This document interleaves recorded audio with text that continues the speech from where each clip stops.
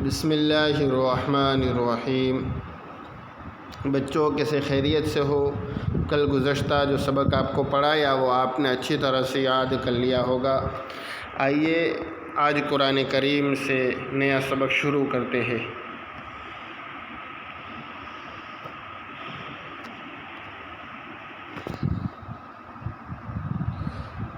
اعوذ باللہ من الشیطان الرجیم، بسم اللہ الرحمن الرحیم۔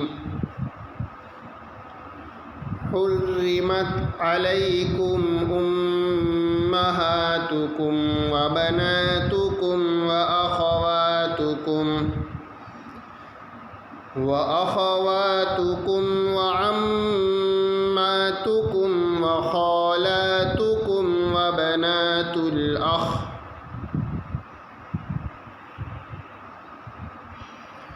وبنات الأخت وأمهاتكم اللاتي أرضعنكم وأخواتكم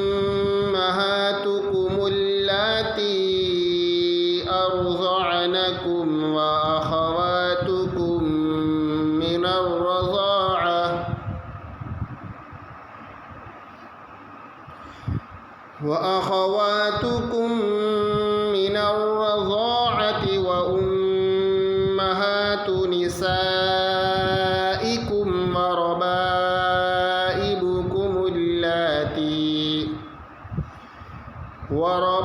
وربائبكم اللاتي في حجوركم من نسائكم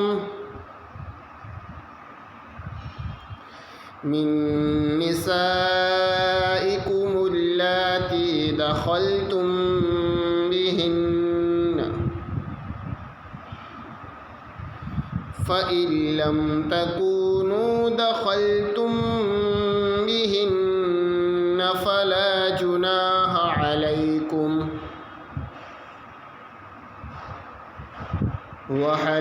وحلائل أبنائكم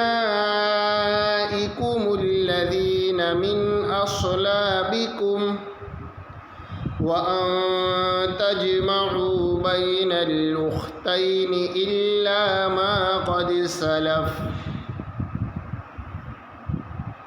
إن الله كان غفورا رحيما۔ بس یہاں تک آپ کو اچھی طرح سے یاد کرنا ہے۔ آج چوتھا پارہ پورا ہوا، کل انشاءاللہ پانچواں پارہ شروع کریں گے۔ آگے کا سبق ہے کتاب کا۔ کتاب میں پہلا سبق ہے مسافر کی نماز۔ یہاں تک تو ہم نے پڑھ لیا تھا، یہاں سے باقی ہے مسئلہ جو دھیان سے پڑھنے کا ہے۔ سمجھیے بڑا اہم مسئلہ ہے۔ اگر مسافر ظہر، عصر اور عشاء کی نماز 4 رکعت جان بوجھ کر پڑھے تو وہ گنہگار ہوگا۔ ایک مسئلہ سمجھ میں آیا؟ اگر مسافر ظہر، عصر اور عشاء کی نماز 4 رکعت جان بوجھ کر جانی جوئیں ہے کہ مجھے تو 4 رکعت ہی پڑھنی ہے، مجھے 2 نہیں پڑھنی ہے، جان بوجھ کر 4 رکعت پڑھے تو اس کو گناہ ہوگا۔ کیا ہوگا؟ اس کو گناہ ہوگا۔ جتنا شریعت نے ہمیں کرنے کو کہا ہے اتنا ہی کرنا ہے، اس سے کم و زیادہ نہیں کرنا ہے۔ جتنا کرنے کو کہا ہے اتنا ہی ہمیں کرنا ہے۔ ہمیں کہا ہے کہ تم سفر میں ہو تو سفر میں 4 رکعت والی نماز، فرض نماز جو 4 رکعت والی ہے وہ آپ کو 2 ہی پڑھنا ہے، تو بس 2 ہی پڑھنا ہے، 4 نہیں پڑھنی ہے۔ اگر کسی نے جان بوجھ کر جانی جوئی نے 4 رکعت پڑھی تو وہ کیا ہوگا؟ گنہگار ہوگا، اس کو گناہ ہوگا، ثواب نہیں ملے گا۔ چلو ایک مسئلہ سمجھ میں آیا بچوں۔ دوسرا، اگر بھول کر 4 رکعت پڑھ لیا اور دوسری رکعت میں بیٹھ کر تشہد پڑھ لیا ہے ہاں، اگر کسی نے 4 رکعت بھول سے پڑھ لی، اس کو جان بوجھ کر نہیں پڑھی، بھول سے یاد نہیں رہا کہ مجھے 2 ہی پڑھنی ہے، بھول سے کسی نے 4 رکعت نماز پڑھ لی تو کیا ہوگا؟ تو اگر کسی نے بھول کر اگر 4 رکعت پڑھ لی ہے اور دوسری رکعت کے قاعدے میں بیٹھ کر تشہد بھی پڑھا ہے، دوسری رکعت میں بیٹھا ہے اور بیٹھ کر تشہد بھی پڑھا ہے، پھر تیسری رکعت کے لیے کھڑا ہوا ہے، تو کیا ہوگا؟ تو 2 رکعتیں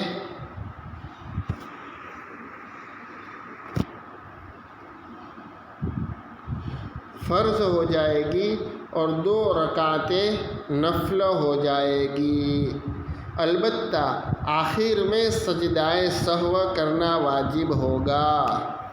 ہاں بچوں، مسئلہ یہ دوسرا سمجھ میں آیا؟ 2 مسئلے آپ کو سمجھنے ہیں کہ پہلا مسئلہ کہ اگر کسی نے جان بوجھ کر 4 رکعت پڑھ لی، پڑھنی کتنی تھی؟ 2 پڑھنی تھی، اور اس کے بجائے 4 رکعت جان بوجھ کر پڑھ لی تو اس کو گناہ ہوگا۔ دوسرا مسئلہ کہ اگر کسی نے 4 رکعت بھول کر پڑھ لی، پڑھنی 2 رکعت تھی لیکن بھول سے 4 رکعت پڑھ لی، تو اس کا حکم یہ ہے کہ اگر دوسری رکعت میں بیٹھ کر تشہد پڑھا ہے تو پہلی 2 رکعت فرض ہو جائے گی اور دوسری جو 2 رکعت ہے وہ نفل ہو جائے گی، البتہ آخر میں سجدہ سہو کرنا واجب ہوگا۔ جو یہ 4 رکعت پڑھی ہے وہ 4 رکعت میں پہلی 2 فرض ہو جائے گی اور دوسری 2 نفل ہو جائے گی، اور اخیر میں سجدہ سہو کرنا واجب ہوگا۔ بس یہاں تک آپ کو اچھی طرح سے یاد کرنا ہے، سمجھ کر پڑھنا ہے، جس طرح میں نے سمجھایا اس کو آپ برابر سمجھیے۔ آگے کا سبق ہے اسلامی معلومات۔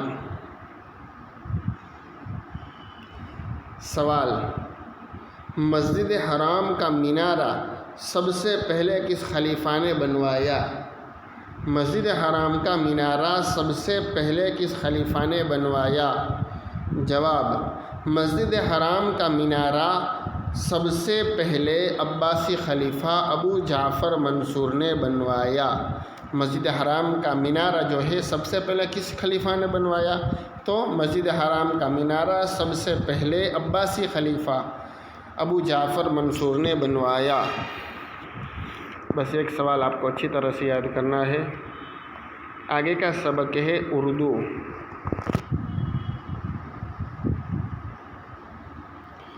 گزشتہ یہاں تک ہم نے پڑھ لیا تھا، یہاں سے باقی ہے۔ جیسے ہی ان کو اجازت ملی وہ حضرت یوسف علیہ السلام کو اپنے ساتھ لے کر جنگل گئے اور طے شدہ منصوبے، یعنی جو پلان بنایا تھا وہ مشورہ، پلان بنانے کے جو پلان بنایا تھا وہ سازش، طے شدہ منصوبے کے مطابق ان کے جسم سے قمیص اتار لی اور ان کو کنویں میں ڈال دیا۔